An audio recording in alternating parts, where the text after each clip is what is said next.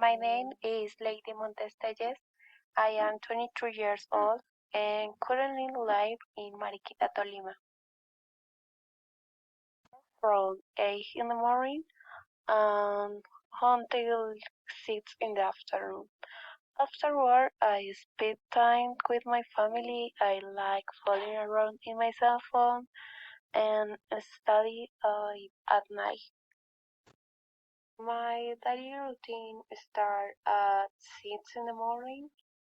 Get up, have breakfast, and go ride bicycle.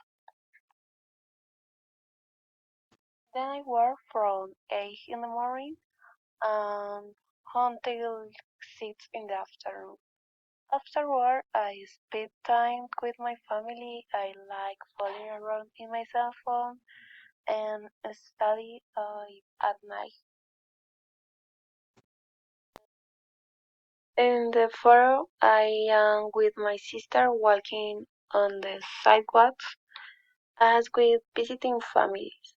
My sister is psychologist and her job involves visiting families. In the picture, we are wearing a jacket, a bag, and shoes.